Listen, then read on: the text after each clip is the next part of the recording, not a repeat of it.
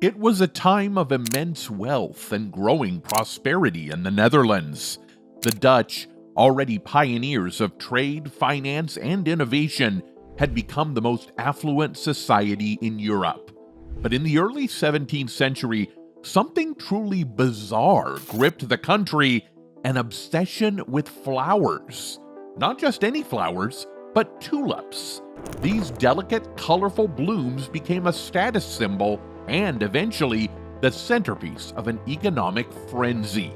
Tulip prices skyrocketed, fortunes were made, and then, just as quickly, fortunes were lost.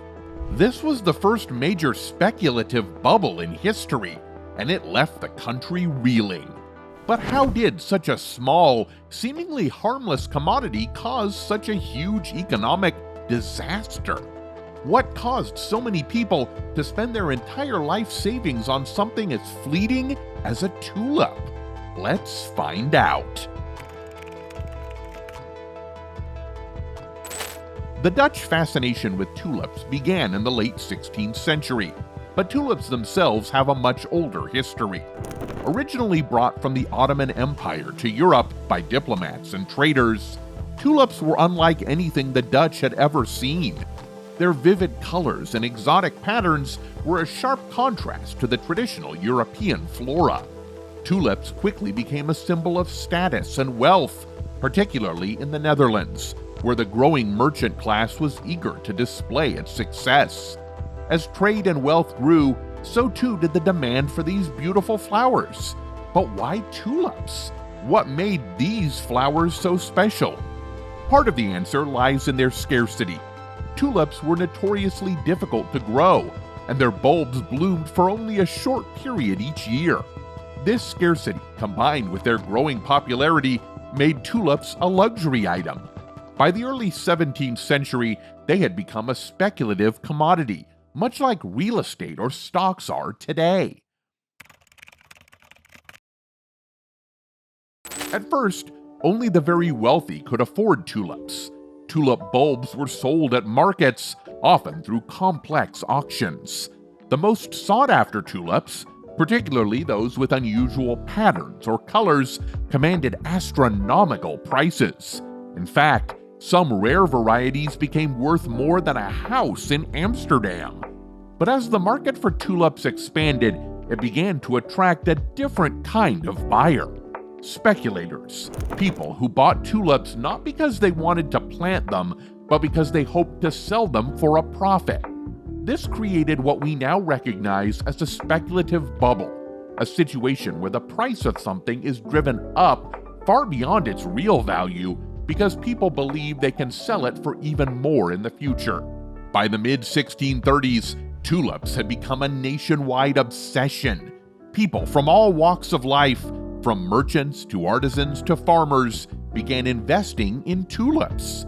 Some even sold their homes or borrowed money to buy bulbs, convinced that prices would keep rising forever. The speculative nature of the market caused prices to skyrocket. In the years leading up to the bubble's peak, tulip prices increased exponentially. The most prized tulips, known as broken tulips, had streaks or patterns on their petals caused by a virus. These rare varieties became status symbols among the Dutch elite, and their prices soared. For example, the Semper Augustus, one of the most famous tulip varieties at the time, was reportedly sold for more than 10,000 guilders, a staggering sum equivalent to the cost of a grand mansion on one of Amsterdam's most expensive canals. By 1636, the market had grown so large that tulip bulbs were traded on the stock exchanges of several Dutch cities. But the most telling sign of the frenzy was that many people who bought tulips never actually took possession of the bulbs. Instead, they were trading contracts, essentially promises to deliver tulips at a future date. This practice, known as futures trading, added a whole new level of risk to the market, as people were now speculating not just on the value of tulips today, but on their future value. By the winter of 1636 to 1637, the bubble had reached its peak. Tulip prices had become completely detached from reality. People who had no experience in horticulture or trade were buying and selling tulip contracts, hoping to strike it rich. It was a classic case of irrational exuberance, a situation where the fear of missing out led to a frenzy of buying, with little regard for the underlying value of the commodity being traded. The speculative nature of the market meant that prices were driven higher by nothing more than collective belief. As long as people thought prices would keep rising, they did. But as we've seen time and time again in financial history, what goes up must eventually come down. When the value of something is based solely on speculation, how long can it possibly last? The turning point came in February 1637. In the city of Haarlem, at an auction for tulip bulbs, something unprecedented happened. No one was willing to bid. The market for tulips, which had seemed unstoppable just days before, suddenly ground to a halt. Within days, tulip prices began to plummet. The frenzy was over. Panic set in. People who had bought bulbs at inflated prices found themselves unable to sell them, and the value of tulip contracts collapsed. Fortunes that had been built on the promise of tulip wealth evaporated overnight. The once thriving tulip market descended into chaos as sellers desperately tried to find buyers, but no one was willing to pay the inflated prices anymore. The collapse of the tulip market had a profound impact on Dutch society. Many people who had invested heavily in tulips were ruined, losing their life savings or worse. Entire fortunes were wiped out, and the financial ruin affected not just individuals, but entire communities. However, the broader Dutch economy remained surprisingly resilient. Although the tulip bubble was one of the most dramatic financial crashes of its time, it did not cause a nationwide economic depression. This was largely because the speculative tulip market, while widespread, was not large enough to bring down the entire economy. The Dutch were still a powerful and prosperous trading nation, and their financial system was robust enough to weather the storm. But for those directly affected, the consequences were severe.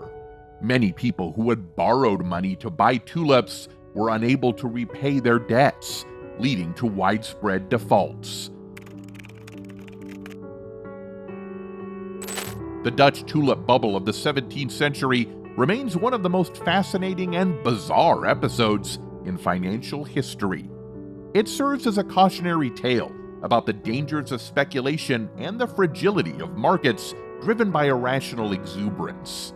In the end, the tulip bubble burst, but its lessons continue to resonate with investors, economists, and historians alike.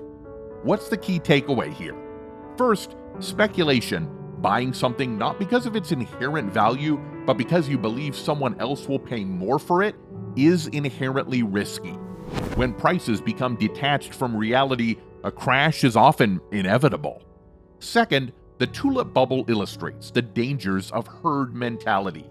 When everyone is buying into a market, it can be hard to resist the pressure to join in, even if you know the prices are inflated. The fear of missing out can lead even rational people to make irrational decisions. Finally, the Dutch tulip bubble is a reminder that bubbles are often driven by stories, narratives that capture the imagination and convince people that prices will keep rising forever. In the case of tulips, the narrative was one of beauty, status, and wealth. But no matter how compelling the story, reality eventually catches up. So, next time you see a tulip, remember, these beautiful flowers once caused a financial storm that nearly brought the Dutch economy to its knees. That's all for today. If you enjoyed this deep dive into one of history's strangest financial moments, make sure to leave a like and hit that subscribe button for more fascinating tales that shape the world as we know it. Thanks for watching.